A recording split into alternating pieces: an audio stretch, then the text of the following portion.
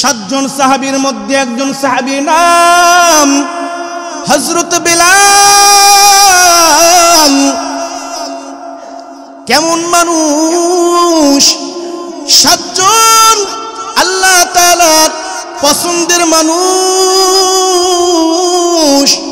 নবী করিম সাল্লাল্লাহু আলাইহি ওয়াসাল্লামের এই ইসলামের মেহনতের শুরুতে, দাওয়াতে কালিমার শুরুতে প্রথম 7 জন সাহাবায়ে কেরামদের অন্যতম একজন সাহাবীর নাম হলো বেলাল। বেলাল দেখতে কুচকুচে কালো ছিল। বেলাল ছিল একটু কালো বর্ণের। এই কালো বর্ণটা হওয়ার কারণে জাহিলিয়াতের যুগে তাদের মধ্যে ইসলামের ছোঁয়া আলো না থাকার কারণে বংশের মানুষগুলো মর্যাদা দিত না। আপন মানুষগুলি দূর দূর করে তাড়িয়ে দিত। লম্বা ঘটনার সার সংক্ষেপ হলো, আবু জাহেল, উতবা, সাইবা, উমাইয়া এতটা ভয়াবহ কষ্ট দিতে লাগলো হযরত বেলালকে একের পর এক নিষ্ঠুর আঘাত দিতে লাগলো। একটাই মাত্র কারণ, বেলালের মুখ দিয়ে বের হয় লা ইলাহা ইল্লাল্লাহ মুহাম্মাদুর রাসূলুল্লাহ সাল্লাল্লাহু আলাইহি ওয়াসাল্লাম। উমাইয়া দুটি পাহাড় ছিল খুব কাছাকাছি। পাহাড়ের পাহাড়ের মধ্য দিয়ে একটি রাস্তা ছিল। ওই জায়গাটার মধ্যে উত্তপ্ত ওই মরুভূমির মধ্যে, উত্তপ্ত গরম পরিবেশের মধ্যে বেলালকে দিনের পরে দিন, সপ্তাহের পরে সপ্তাহ, মাসের পরে মাস উমাইয়া 2 হাত এইভাবে 2 দিক করে বেঁধে কঠিন ভাবে তাকে বেত্রাঘাত করা হতো, আঘাত করা হতো। এখানে সীমাবদ্ধ নয়, ঈমান এনেছে, কালিমা পড়েছে, ঈমানদার দাবিদার হয়েছে, এটাই মাত্র কারণ। এই কারণে বেলালকে একের পরে এক আঘাত, বেলালকে উমাইয়া এভাবে মারতে শুরু করল। এখানেই উমাইয়ার দিলের মধ্যে শান্তি পেল না। উত্তপ্ত গরম পরিবেশের মধ্যে পাথরের উপরে বেলালকে শুয়ে দিল। এমন গরম, যেই গরম পাথরের উপরে পা দিলে পায়ের নিচে দিয়ে পা পুড়ে যাওয়ার উপক্রম। ওই পাথরের উপরে বেলালের বস্ত্রহীন শরীরকে পাথরের উপরে রাখা হলো, আর বুকের উপরে এক বিশাল একটি পাথরের কুণ্ডুলি দেওয়া হলো, আর আঘাত করা হলো। আর বেলালকে বারবার করা হলো, যদি বাঁচতে যদি চাও, জীবনকে যদি সেভ যদি করতে যদি চাও, বেলাল এখনো সময় আছে, তুমি ইসলাম ছেড়ে দাও, মুহাম্মাদুর রাসূলুল্লাহ, মুহাম্মাদের পিছন থেকে তুমি চলে যাও, মুহাম্মাদের সঙ্গ তুমি ত্যাগ করো। বেলালকে একের পর এক আঘাত করতে লাগলো।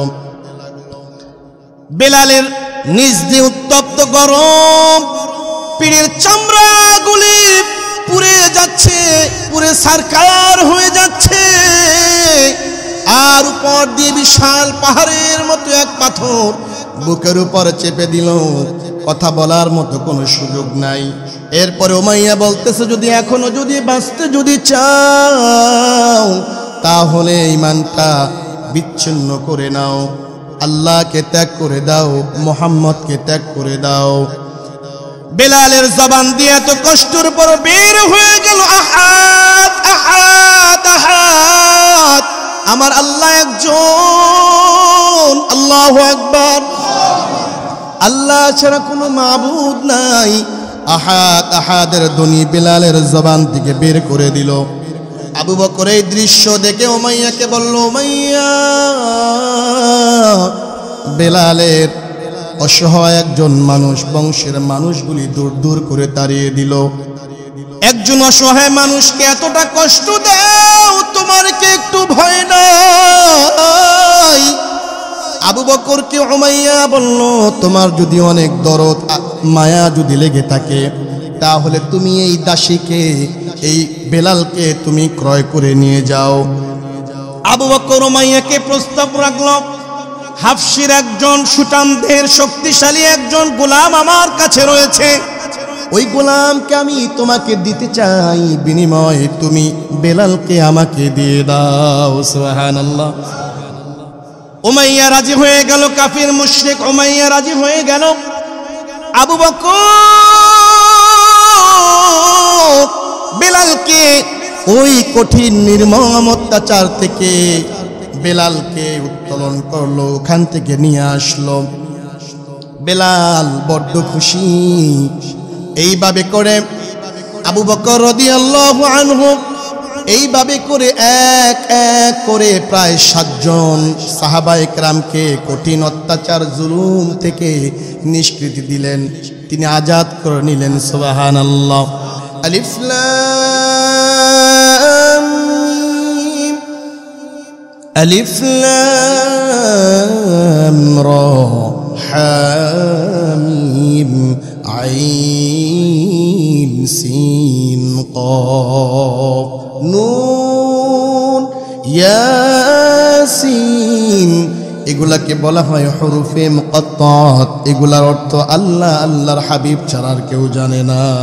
সুবহানাল্লাহ। সূরাতুল আনকাবুতের শুরুতে আল্লাহ বলে দিলেন আলিফ লাম মিম।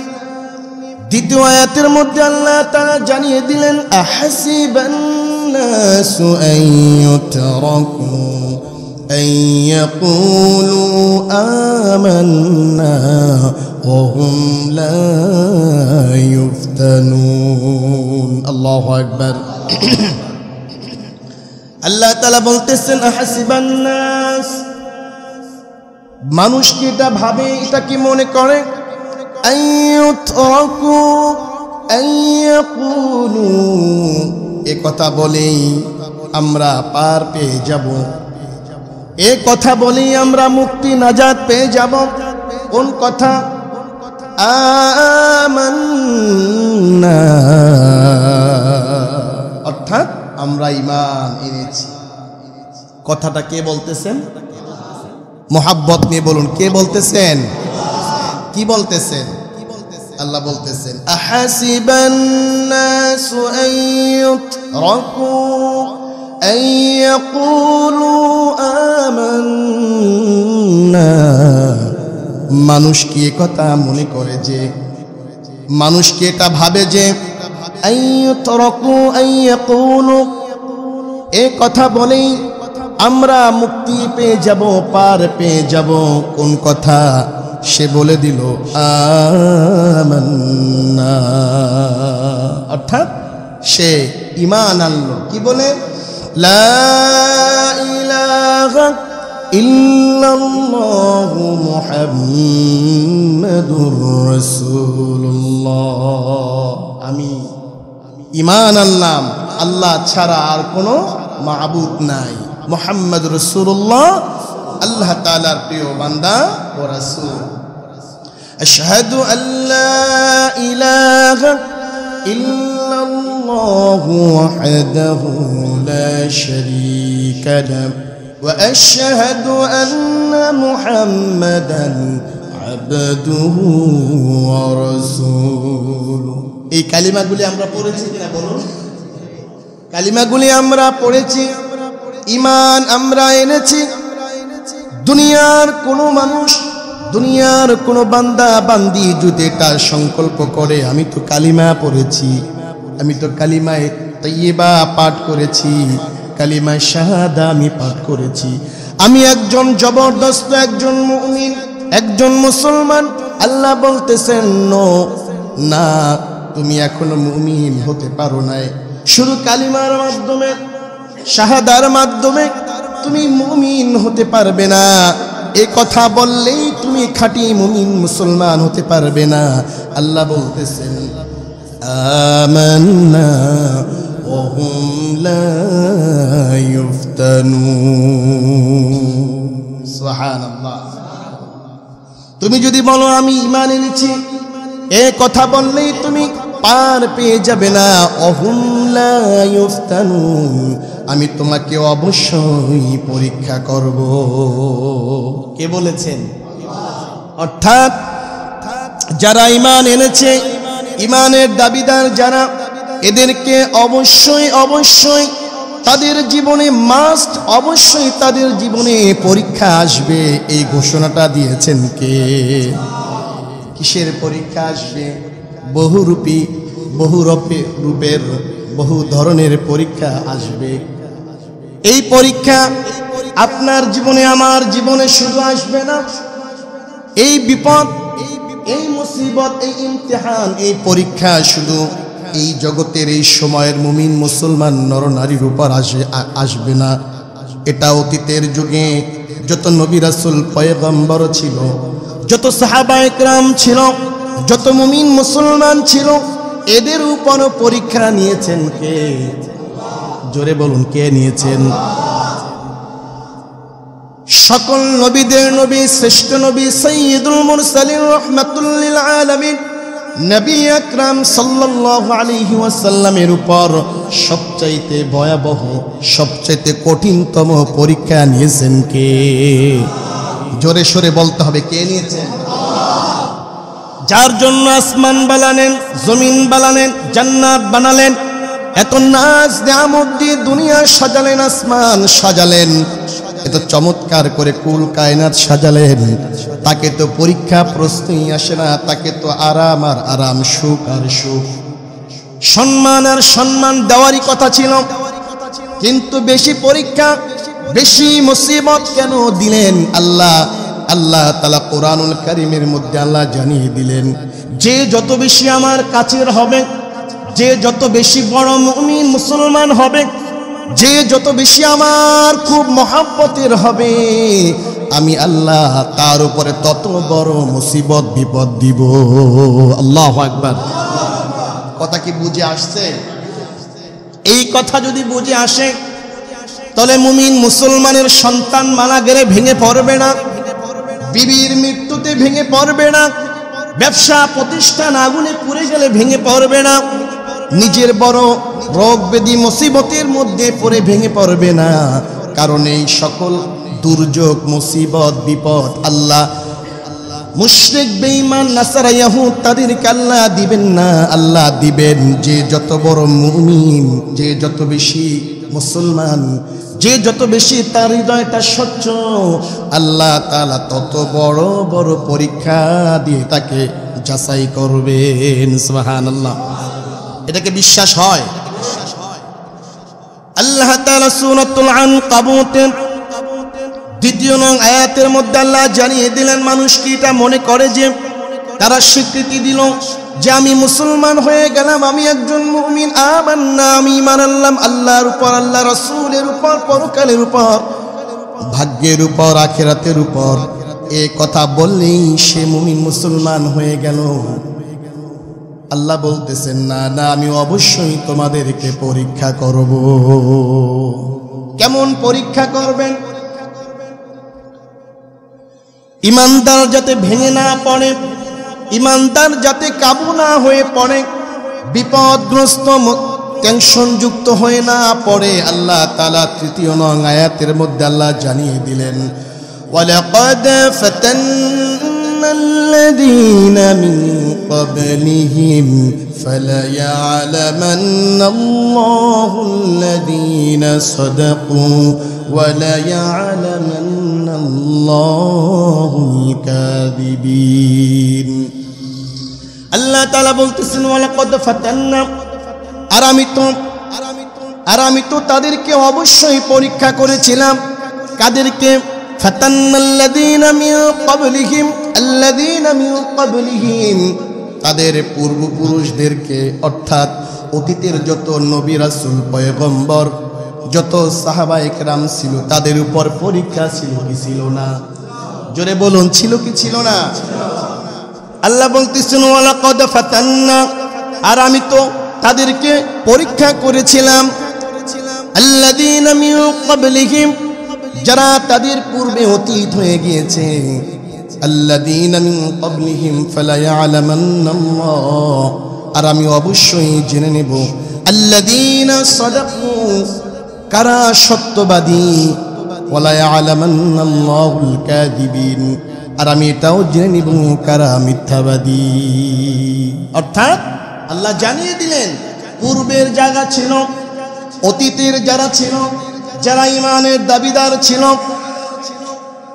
ইমানের ঝান্ডা নিয়ে দুনিয়াতে যারা এসেছে, অর্থাৎ নবী রাসূলগণ, তাদেরকে আল্লাহ তাআলা বড় বড় বিপদ দিয়ে, মুসিবত দিয়ে আল্লাহ তাআলা পরীক্ষা নিয়েছেন।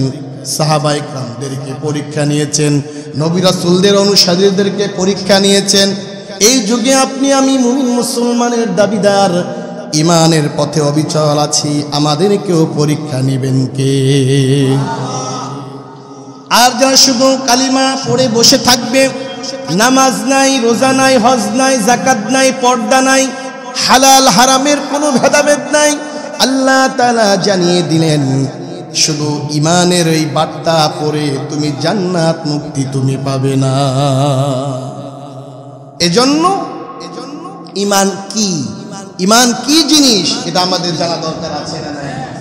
শুধু কালিমা পড়ে, শুধু ইমানের স্বীকৃতি দিলেই মুসলমান হয়ে গেলাম, জুমার দিনে শুধু আমি হাজিরা দিলেন নামাজি হয়ে গেলাম, রমজান মাসের শুরুতে কিছুদিন রোজা রেখে সামান্য কিছুদিন তারাবিতে হাজিরা দিয়ে আমি রোজাদার হয়ে গেলাম, না না, আমার উপর যাকাত আসলো লক্ষ লক্ষ, ৫-১০ হাজার টাকার কাপড় কিনে, খাবার কিনে আমি সমাজে জমিনের মানুষকে আমি বিতরণ করলাম, আমি উপস্থাপন করলাম, এর মাধ্যমে যাকাত হলো না। এইভাবে করে সামান্য শুধু দিবস কেন্দ্রিক কিছু নামাজের মাধ্যমে খাঁটি নামাজি হওয়া যাবে না। সামান্য যাকাত দেওয়ার মাধ্যমে পুঙ্খানু হিসাব করে যাকাত দিতে হবে। সঠিকভাবে নামাজ, রোজা, হজ, যাকাত ইমানের সাথে সাথে পালন করতে হবে, ঠিক কিনা বলুন? ঈমান ও আল্লাহ তাআলার এক শ্রেষ্ঠ বিধান, নামাজও পড়লাম, যাকাতও দিলাম, রোজাও রাখলাম, হজও পালন করলাম, আল্লাহর হুকুম অনুযায়ী চলার চেষ্টা করলাম। এই সুন্দর জীবনের মাঝখানে মহা বিপদ, মহা পরীক্ষা নিয়ে নিবেন কে? মুমিন মুসলমান এমন তার ভাবার কোনো সুযোগ নাই। কালিমা পড়েছি, ইমানদার হয়েছি, ব্যবসা করি, চাকরি বাদা করি, আমার জীবন যেভাবে গেছে আলহামদুলিল্লাহ, এখন আমার বয়স ৩০, ৪০, ৫০, ৬০-এর গড়ে, আমি এখন নামাজ পড়ব, হজ করব, যাকাত দিব, মসজিদ তো বাসা আমার কাজ, আমার তো আর কোনো গ্যাঞ্জাম নাই, কোনো টেনশন নাই, কোনো পেরেশানি নাই। না না, মুসলমান ইমানদারের মাঝে এই নীতি, এই আদর্শ হলে চলবে না। মুমিন মুসলমানের অনেক কাজ, মুমিন মুসলমান যারা ইমানদার যারা, তাদের অনেক কাজ। শুধু নামাজ পড়া আর বাসায় জিন্দিগি পার করার মধ্যে সীমাবদ্ধ থাকলে মুসলমানের হক, ইমানদারের হক আদায় হবে না। ভাইয়েরা আমার, মুরব্বীরা আমার, আল্লাহ তাআলা কোরআনুল কারীমের মধ্যে সূরাতুল আনকাবুতের মধ্যে আল্লাহ জানিয়ে দিলেন, বান্দার জিন্দিগিতে অবশ্যই পরীক্ষা আসবে। তুমি সুন্দর, তোমার জীবন চলছে, হঠাৎ তোমার ব্যবসার মধ্যে লসের কারণে, হঠাৎ তোমার জীবনের কোনো অনিষ্টের কারণে তোমার নামাজ দূর হয়ে যায়, তোমার দাড়ি ছোট হয়ে যায়, তোমার ইমানদারিত্ব, তোমার মুসলমানিত্ব সংকীর্ণ হয়ে যাচ্ছে না নাই? বহু উপমা রয়েছে। আমি এত নামাজ পড়ি, হজ করি, যাকাত দেই, ভালো হয়ে চলার চেষ্টা করি, আল্লাহ আমাকে ডাকলো, মুসিবত আমাকেই দিল, আমার ব্যবসাটা এভাবেই ধস হয়ে গেল, আমার চাকরিটা এভাবে নিঃশেষ হয়ে গেল, আমার এই সুন্দর আয়ের উৎসটা ধ্বংস হয়ে গেল। নামাজের দরকার নাই, ইবাদতের দরকার নাই, আল্লাহ আমাকেই দেখলো, আর কাউকে দেখলো না। মানুষের কাছে বলে বেড়ায়, অথবা নিজে নিজে এইভাবে আহাজারি করে বেড়ায়, আমার নামাজের দরকার নাই, গোলামির ইবাদতের দরকার নাই, ভালো হয়ে জীবন চালাইলাম, হঠাৎ করে মুসিবত চেপে ধরলো, নামাজ রোজা দিয়া কি করবো, এরকম আছে না নাই? আছে। তাদের জন্য, আমার জন্য, আপনার জন্য, সবার জন্য বার্তা হলো, মুমিন মুসলমানের জীবন একরকম কোনোদিনও যাবে না। কেউ যদি ভাবে দুনিয়াটা তার সুন্দর সুখময় হবে, পড়াশোনা করে বড় হয়ে শিক্ষিত হয়ে ব্যবসা করে বড় ব্যবসায়ী হয়ে প্রতিষ্ঠিত হয়ে বিবাহ শাদী করব, সন্তান হবে, জিন্দেগি অতিবাহিত হবে, ছেলে মেয়ের ঘরে নাতি আসবে, এভাবে করে জীবনের পরন্ত বেলায় চলে যাব, কবরে চলে যাব। কোনো মুসিবত আসবে না, কোনো বিপদ আসবে না, কোনো পরীক্ষা আসবে না। না না, তুমি আমি ভুলের মধ্যে ডুবে আছি। মুমিনের জীবনে পরীক্ষা অবশ্যই আসবে, ঠিক কিনা বলুন? পরীক্ষা দিবেন কে? কে দিবেন? পরীক্ষা দিবেন।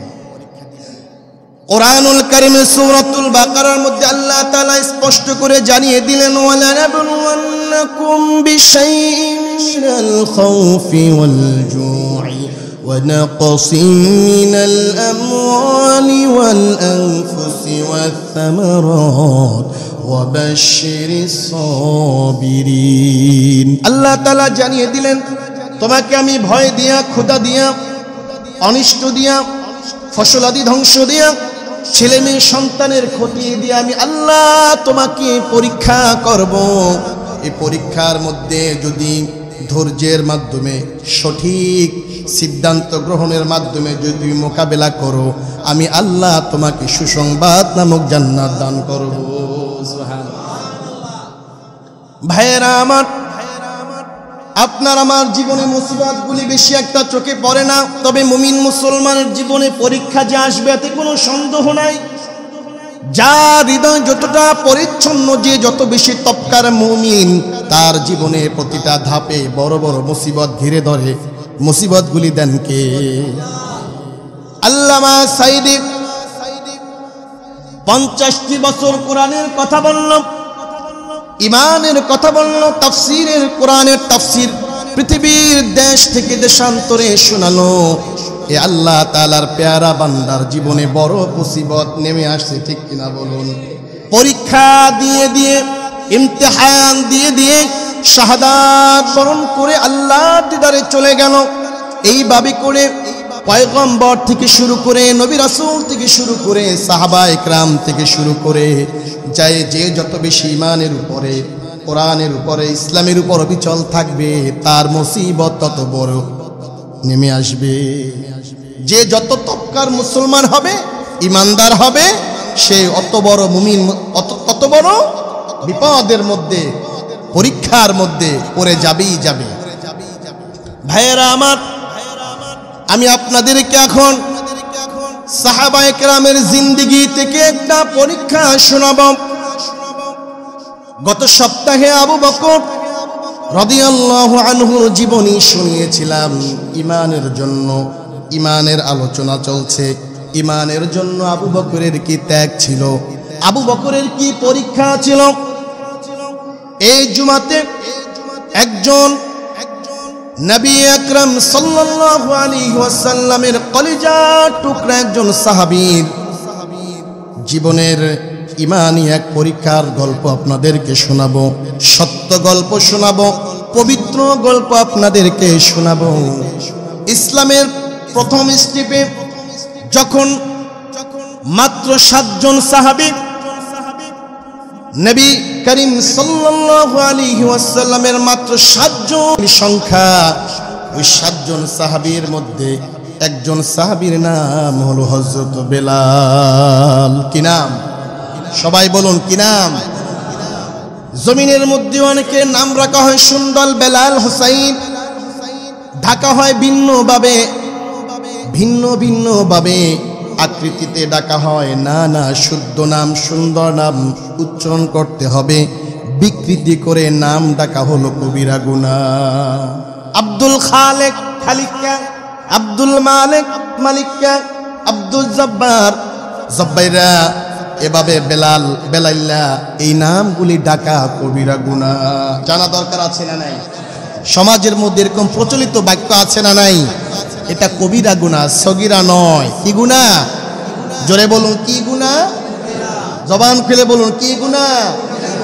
কবিরা গুনাহ। কেমন গুনাহ জানো ভাইয়েরা আমার, মুরব্বীরা আমার? কবিরা গুনাহ কেমন ভয়াবহ গুনাহ। একটা কবিরা গুনাহকে আল্লাহ তাআলা যদি হিসাব টান দেন, একটা কবিরা গুনাহকে আল্লাহ তাআলা যদি হিসাব টান দেন, যে তোমার আমলনামায় একটি কবিরা গুনাহ পাওয়া গিয়েছে, ওই একটা কবিরা গুনাহ জাহান্নামে যাওয়ার জন্য যথেষ্ট। নাউজুবিল্লাহ, জোরে বলুন নাউজুবিল্লাহ। তাহলে কবিরা গুনাহ বেশি বেশি করা দরকার আছে না? জোরে বলুন, দরকার আছে না? আছে। কবিরা গুনাহ কি কর্ম না ছাড়বো? আল্লাহ তাআলা আমাদেরকে কবিরা গুনাহ থেকে বাঁচার তৌফিক দান করুন, বলেন আমিন। মিথ্যা বলা কবিরা গুনাহ, নাম বিকৃতি করা কবিরা গুনাহ, গীবত শাকায়াত করা কবিরা গুনাহ, সকল কবিরা গুনাহগুলি জেনে জেনে নিজেদের জীবন থেকে আখলাক থেকে বেঁচে থাকার তৌফিক আল্লাহ দান করুন, বলেন আমিন। 7 জন সাহাবীর মধ্যে একজন সাহাবীর নাম হযরত বিলাল। কেমন মানুষ! নবী করিম সাল্লাল্লাহু আলাইহি ওয়াসাল্লাম তার জীবনের সবচেয়ে ভয়াবহ পরীক্ষা নেমে আসতেছে, যখনই মক্কার মানুষদেরকে 40 বছর আগে উত্তম ব্যবহার উত্তম আখলাক নবীজি যখন উপহার দিতে চললেন, মক্কার মানুষগুলি বলল, আলামিন, তুমি একজন শ্রেষ্ঠ সত্যবাদী মানুষ, তোমার কোনো অন্যায় নাই, অপরাধ নাই, তোমার মতো ভালো মানুষ এই মক্কার মধ্যে, মদিনার মধ্যে, আরব ভূমির মধ্যে নাই। তুমি সবচেয়ে বড় আমানতদার। নিজেদের স্বর্ণ রৌপ্য অর্থ করিগুলি রাহমাতুল লিল আলামিনের কাছে আমানত রেখে যেত। আল আমিন উপাধিটা মুমিন মুসলমান দেন নাই। আল আমিন উপাধিটা তদানীন্তন সময় বড় বড় লিডার যারা ছিল ইসলাম বিদ্বেষী, আবু জাহেল, উতবা, শাইবা, এরাই দিয়েছিল আল আমিন। এই আল আমিনটা সামান্য কিছুদিন মাস বছরের পরে যখন তাদের সামনে ইমানের বার্তা, ইমানের দাওয়াত যখন দিতে লাগলো, বলো লা ইলাহা ইল্লাল্লাহ মুহাম্মাদুর রাসূলুল্লাহ, নির্যাতনের স্টিল রোলার শুরু হয়ে গেল। জুলুম অত্যাচার শুরু হয়ে গেল। এমন কোনো আঘাত, এমন কোনো অত্যাচার, এমন কোনো কষ্ট নাই নবীজিকে মক্কার মানুষগুলি দেয় নাই, তায়েফের মানুষগুলি দেয় নাই।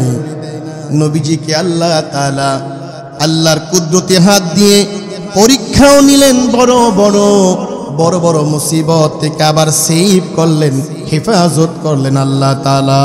সুবহানাল্লাহ। চাচা নামক গার্ডিয়ান দিলেন, বিবি নামক গার্ডিয়ান দিলেন। এইভাবে করে বিবির মাধ্যমে, চাচার মাধ্যমে আল্লাহ তাআলা রহমাতুল লিল আলামিনকে ছায়া দান করলেন। সুবহানাল্লাহ।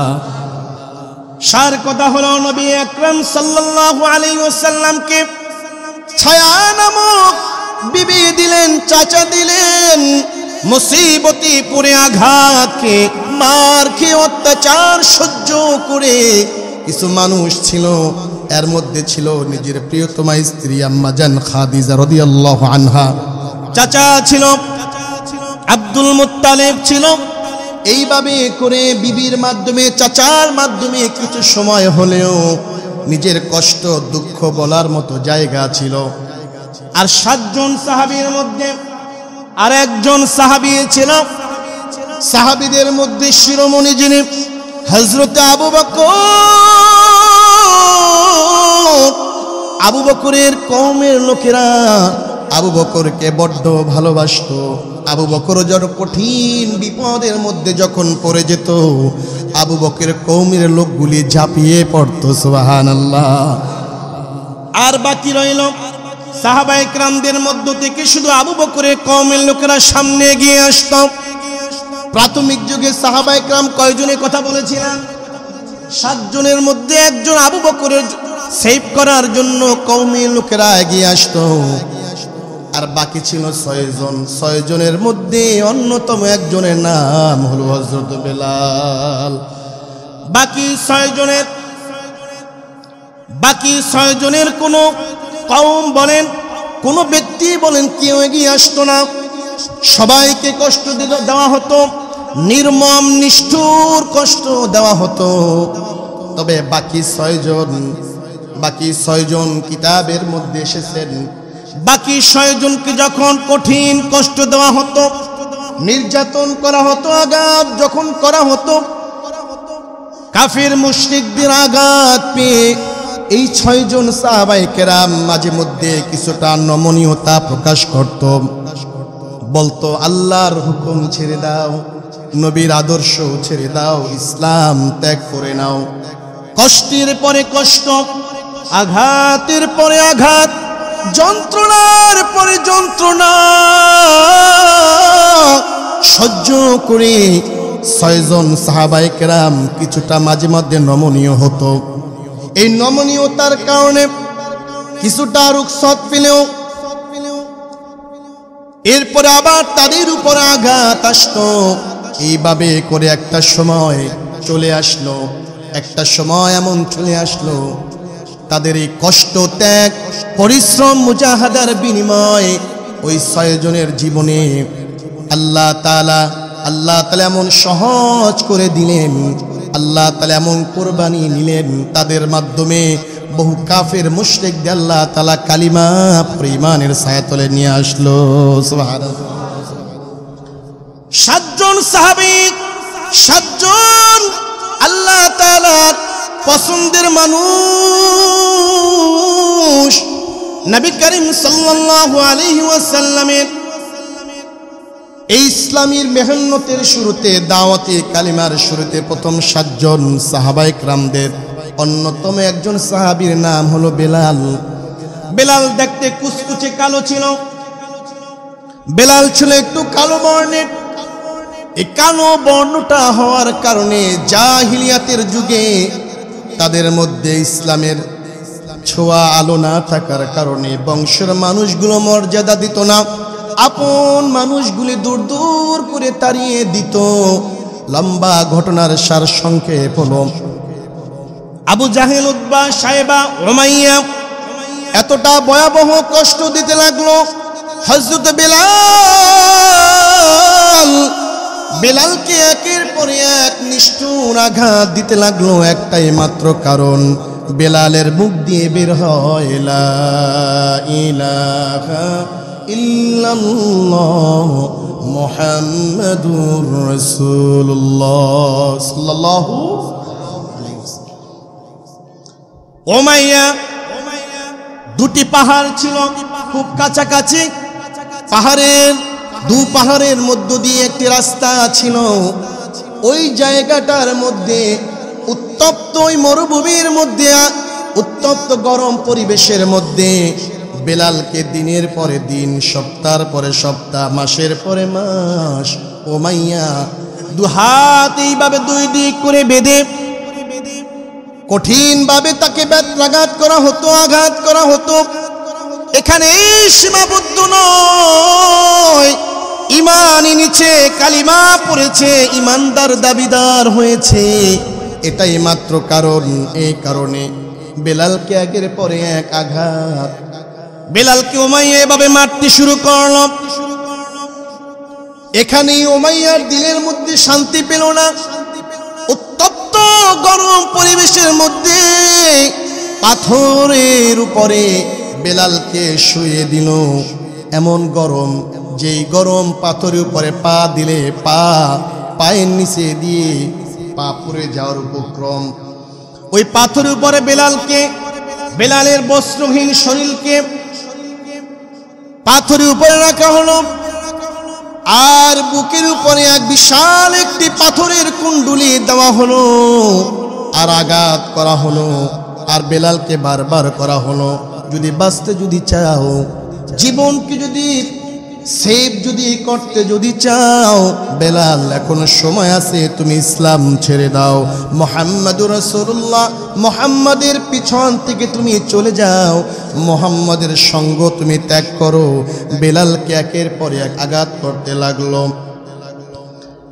বেলালের নিজ দিয়ে উত্তপ্ত গরম, পিঠের চামড়াগুলি পুড়ে যাচ্ছে, পুড়ে সারকার হয়ে যাচ্ছে, আর উপর দিয়ে বিশাল পাহাড়ের মতো এক পাথর বুকের উপর চেপে দিল।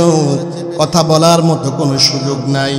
এরপরে উমাইয়া বলতেছে, যদি এখনো যদি বাঁচতে যদি চাও তাহলে ঈমানটা বিচ্ছিন্ন করে নাও, আল্লাহকে ত্যাগ করে দাও, মুহাম্মদকে ত্যাগ করে দাও। বেলালের জবান দিয়ে এত কষ্টের পর বের হয়ে গেল, আহাদ আহাদ আহাদ, আমার আল্লাহ একজন, আল্লাহু আকবার, আল্লাহ ছাড়া কোনো মাবুদ নাই। আহাদ আহাদের ধ্বনি বেলালের জবান থেকে বের করে দিল। আবু বকর এই দৃশ্য দেখে উমাইয়াকে বলল, উমাইয়া, বেলালের অসহায় একজন মানুষ, বংশের মানুষগুলি দূর দূর করে তাড়িয়ে দিল।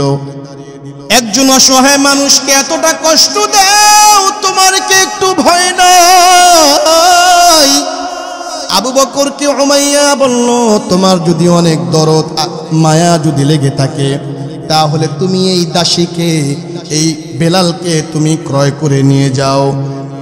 আবু বকর উমাইয়াকে প্রস্তাব রাখল, হাফসির একজন সুটামদের শক্তিশালী একজন গোলাম আমার কাছে রয়েছে, ওই গোলামকে আমি তোমাকে দিতে চাই, বিনিময়ে তুমি বেলালকে আমাকে দিয়ে দাও। সুবহানাল্লাহ। উমাইয়া রাজি হয়ে গেল, কাফির মুশরিক উমাইয়া রাজি হয়ে গেল। আবু বকর বেলালকে ওই কঠিন নির্মম অত্যাচার থেকে বেলালকে উত্তোলন করলো, ওখান থেকে নিয়ে আসলো। বেলাল বড্ড খুশি। এইভাবে করে আবু বকর রাদিয়াল্লাহু আনহু এইভাবে করে এক এক করে প্রায় 7 জন সাহাবায়ে কেরামকে কঠিন অত্যাচার জুলুম থেকে নিষ্কৃতি দিলেন, তিনি আজাদ করে নিলেন। সুবহানাল্লাহ। যেই ঘটনা আপনাদেরকে শোনাইলাম কুরআনুল কারীমে সূরাতুল আনকাবুত, আনকাবুতের শাব্দিক অর্থ হলো মাকড়সা।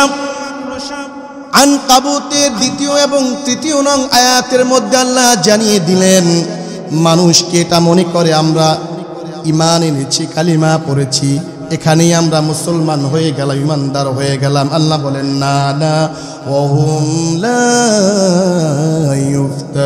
ইফতানুন। আল্লাহু আকবার। আমি অবশ্যই অবশ্যই অবশ্যই তোমাদেরকে পরীক্ষা নিব, যেইভাবে পরীক্ষা নিয়েছেন রাহমাতুল লিল আলামিনকে, যেইভাবে পরীক্ষা নিয়েছেন আবু বকরকে, ওমরকে, ওসমানকে, আলীকে, বেলালকে, খাব্বাবকে,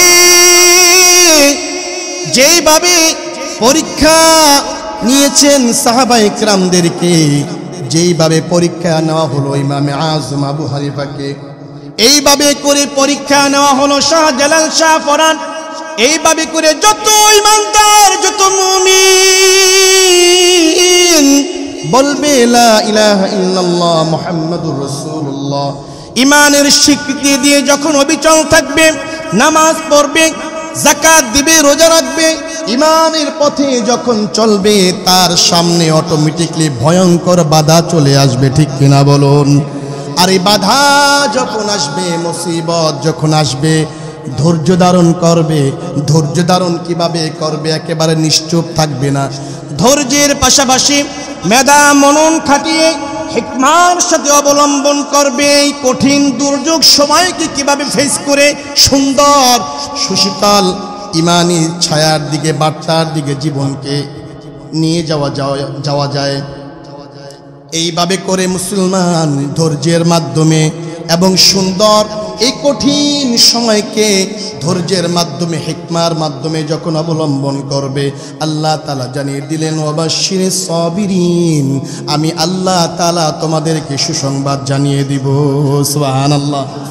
আজকের জুমায় আপনাদেরকে যে কথাটুকু শুনাইলাম সূরাতুল আনকাবুতের কথা, যে মুমিন মুসলমানের জীবন সহজ সরল সাদামাটা পবিত্র আরামদায়ক কোনো দিন হবে। জেল জুলুম অত্যাচার ঘুম খুন এভাবে মানুষের জীবনে, মুসলমানের জীবনে আসবেই আসবে। ঠিক কিনা বলুন? ভাইয়েরা আমার, যুগ যুগ ধরে দেখে আসছে ইরাকে মার খেয়ে যাচ্ছে, আফগানে মার খেয়ে যাচ্ছে, ফিলিস্তিনে মার খেয়ে যাচ্ছে। সেদিন বেশি দূরে নয়, যদি এখনো আমরা ঘুমিয়ে থাকি, আমাদের উপরও সেই মার অত্যাচার জুলুম আমাদের উপরে চলে আসবে, ঠিক কিনা বলুন? এর জন্য হায়াতের জীবনে পরন্ত বিকালে আমরা তো দুর্বল মুমিন মুসলমান, আমরা তো অতি নগণ্য মুমিন মুসলমান, আমাদের জীবনেও ক্রাইসিস আসে, বিপদ আসে, পরীক্ষা আসে, আমরা উপলব্ধি করি না। এই বিপদের মধ্যে ধৈর্য ধারণ করতে হবে এবং আল্লাহ তাআলার হুকুমের উপরে, আল্লাহ তাআলা আদেশের উপরে অবিচল থাকতে হবে, ঠিক কিনা বলুন? বিপদ আসলে অনেকে ভেঙে পড়ে, নামাজ ছেড়ে দেয়, দ্বীন ইসলামকে ছেড়ে দেয়, এরকম অনেক মানুষ সমাজে পাওয়া যায় না। ইমানের পথে, ইসলামের পথে, কোরআনের পথে, শরীয়তের পথে অবিচল থাকতে হবে। আর বিপদ মুসিবতের মধ্যে ধৈর্যের মাধ্যমে আল্লাহ তাআলার দিকে তাকিয়ে থাকতে হবে, সময়টাকে সুন্দরভাবে কাজে লাগাতে হবে। আল্লাহ তাআলা বলতেছেন বিজয় তোমাদেরই আসবে। ওয়ালা তাহিনু ওয়ালা তাহজানু ওয়া আনতুমুল আ'লাউন ইন কুনতুম মুমিনিন। ভয় পেও না, দুঃখিত হয়েও না, মনে কষ্ট নিও না, বিজয় তোমাদেরই আসবে। সুবহানাল্লাহ। এই জন্য ভাইয়ের আমার, আজকে আপনাদেরকে ইমানের কথা শুনিয়েছি, একজন জমহুর, একজন প্রসিদ্ধ, একজন ইমান তরুতাজাওয়ালা একজন সাহাবীর ঘটনা শুনিয়েছি। আল্লাহ তাআলা আমাদের ইমানকে সাহাবাওয়ালাদের মতো, আমাদের ইমানকে খাঁটি ইমানদারদের মতো আমাদের ইমানকে বানিয়ে নেওয়ার তৌফিক আল্লাহ দান করুন, বলেন আমিন।